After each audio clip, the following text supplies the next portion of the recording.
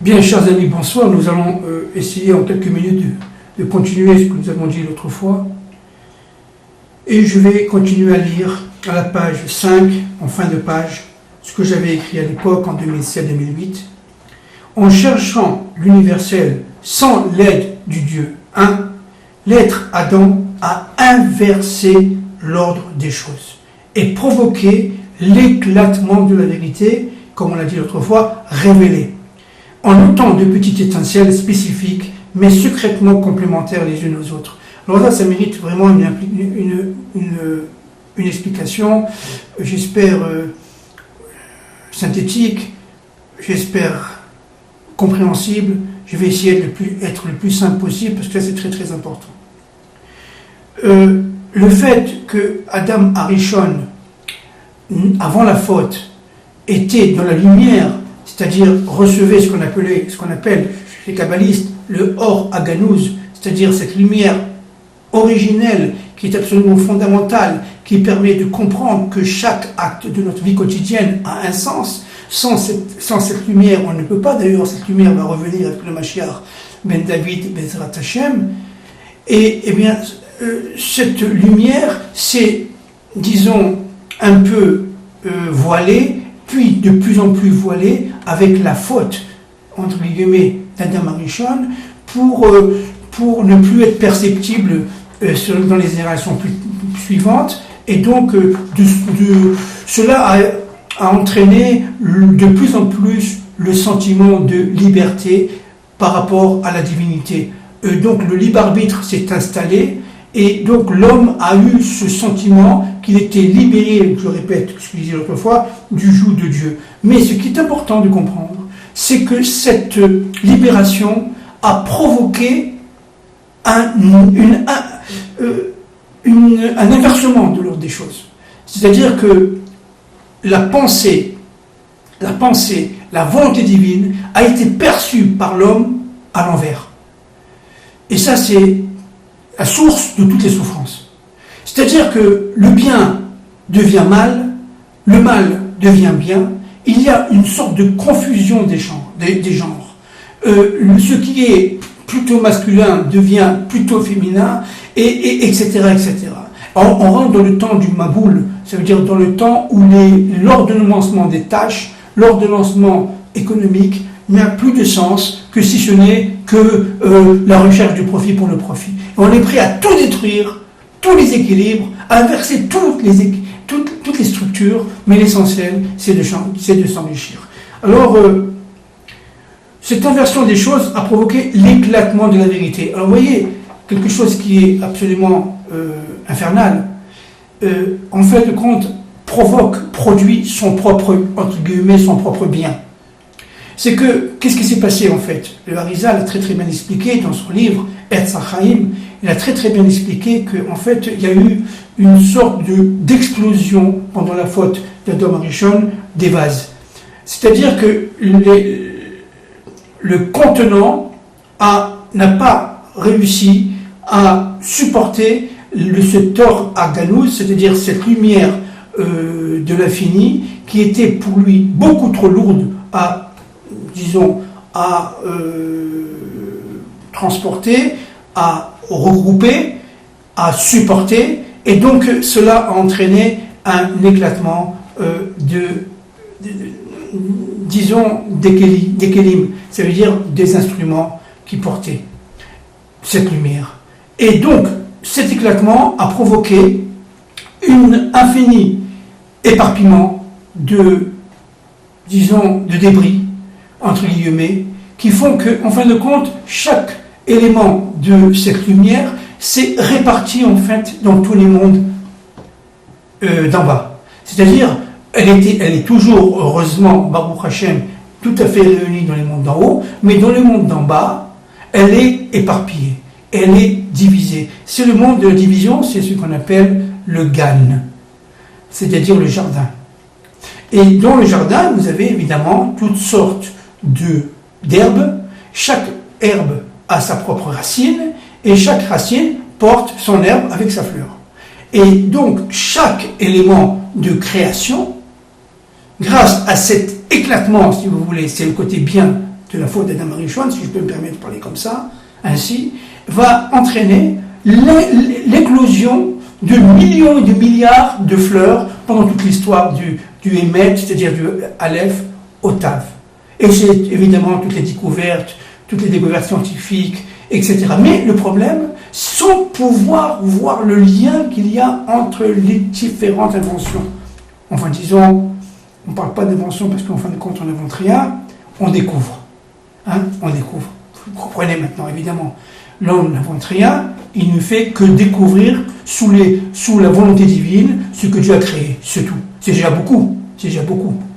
Eh bien, donc, ce Gan, c'est-à-dire ce jardin, qui est truffé d'herbes, ça veut dire de débris de cette explosion des vases, eh bien, c'est ce que le Ramchal, le grand Ramchal, appelle la Néphila, ça veut dire les choses sont tombées dans ce monde, de tous les mondes ils sont tombés dans ce monde. Eh bien, le Ramchal explique qu'en fin de compte, tout est pour le bien, et que si c'est tombé, c'est parce qu'en fin de compte, il y avait une volonté qu'il tombe, et qu'en fin de compte, sans cette implosion des vases, il ne peut pas y avoir d'histoire. Et l'histoire doit s'accomplir. Si vous voulez, Napoléon était prévu dès le départ, la télévision, je dis des exemples comme ça, la télévision était prévue dès le départ, et tout est arrivé à un moment précis, voulu, dans le temps et dans l'espace, par le Créateur. C'est pas pour rien que la télévision en noir et blanc est arrivée à ce moment-là, que la télévision couleur est arrivée là, qu'aujourd'hui on est dans l'époque du high-tech. C'est pas pour rien qu'il y a eu les grandes découvertes à partir de 1492, avant un peu et après beaucoup. C'est pas pour rien qu'il y a eu la déclaration d'indépendance des États-Unis le 4 juillet 1776, etc., etc., etc. Tout ça, ce sont des nitzotzot, ce sont des lumières, ce sont des allumages, des petites, comment on peut dire ça, des éclairs, des éclairages de volonté, de lumière, qui permettent à l'individu de s'associer, sans le savoir, juste comme Mashiach ben David, avec le Créateur pour développer, parfaire le monde. Parce que Dieu a voulu créer un monde imparfait. Ça veut dire quoi, ce monde imparfait? C'est-à-dire un monde où l'uni n'est pas dévoilé. Vous comprenez? Où l'uni n'est pas en fait visible par l'œil nu. Il faut pour cela avoir une force d'émouna inimaginable pour réunir toute l'histoire, pour réunir toutes les étincelles divines qui sont perçues et partout dans ce monde. Donc, Adam Arishon a été un être qui a eu une fonction fondamentale, c'est recueillir en soi toute cette volonté, tout le Hémet, puis la faire exploser dans ce monde en des myriades et des myriades d'actions individuelles et collectives, de manière à ce que cette reconstitution à la fin des temps de l'histoire puisse se faire pour qu'il y ait le retour en fait du Mashiach, c'est-à-dire de la délivrance. D'accord? Le roi Mashiach étant avant tout un être qui va permettre enfin la reconstitution en vérité, en toute universalité de cet être premier qui s'appelle Adam. Adam et Ève, évidemment, l'être Adam étant un être qui est à la fois masculin et féminin, comme on pourrait dire hermaphrodite, comme l'est en fait Israël.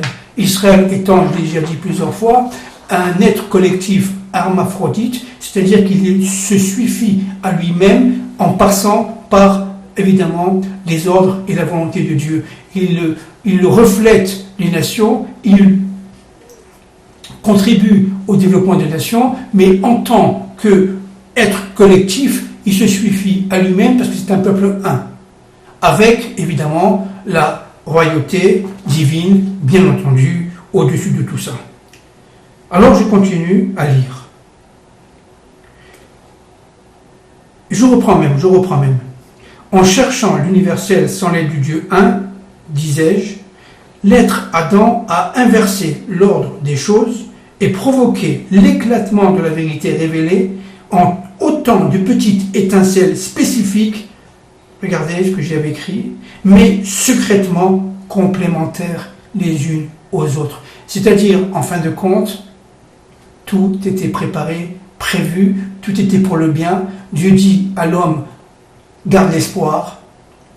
Tu as l'impression que tout est séparé, que tout est divisé, que tout est désordonné. Selon ta volonté à toi, selon ta vision à toi, c'est vrai, parce que tu ne vois pas tout. Mais fais-moi confiance, dit le maître du monde à l'humain, fais-moi confiance, suis-moi, et tu verras que tout est relié, et que je suis partout. Parce que moi, je suis Bitocham, c'est-à-dire grâce à ce peuple, qui est le peuple l'intercesseur, l'intermédiaire entre moi et l'humanité, grâce à ce peuple-là, je vais pouvoir me faire, entre guillemets, voir et comprendre de l'ensemble de l'humanité. Je vais me dévoiler, si vous voulez, autant que faire se peut, parce que Dieu est indévoilable, en tout cas dans son essence, dans ce monde. Et je continue. L'éclatement des vases, selon le jargon kabbalistique, a conduit à l'obscurité spirituelle. Alors, qu'est-ce que c'est que la faute? La faute, c'est la non-capacité de voir. Je répète, la faute, c'est l'obscurité de plus en plus opaque qui fait que nous sommes devenus aveugles. Et c'est pas parce qu'on est aveugle que cela n'existe pas. C'est pas parce qu'on est aveugle que cela n'est pas réalisable ou réalisé. Et ce qui nous donne espoir, et ce que tous les Rachamim l'ont dit, c'est qu'un jour, on verra. Nous verrons, et l'humanité verront à travers, si vous voulez, le prisme d'Israël. Et donc, chacun, selon sa fonction, selon son émet, selon sa vérité, va comprendre qu'il y a une complémentarité dans toutes ces étincelles éparpillées, et ça sera la reconstitution d'Adam Arishon, du premier être. En quelque sorte, Dieu s'est voilé la face, s'est caché face au réel perçu, et a décidé de poursuivre le projet directeur à travers la famille abrahamique.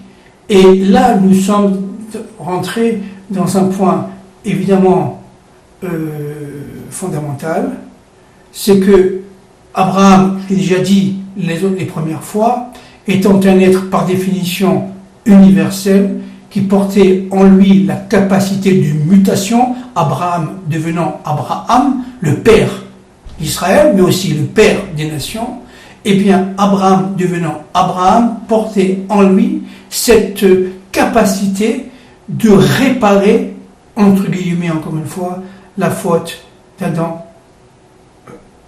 du premier homme, l'Adam Arishon.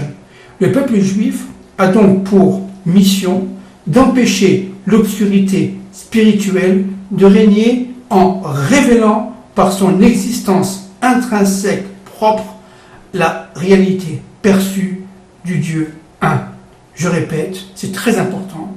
Le peuple juif a donc pour mission d'empêcher l'obscurité spirituelle de régner en révélant par son existence intrinsèque propre la réalité perçue du Dieu un. Permettez-moi, avec le respect que je vous dois, d'essayer d'expliquer cela en quelques minutes la prochaine fois. Merci, bonsoir.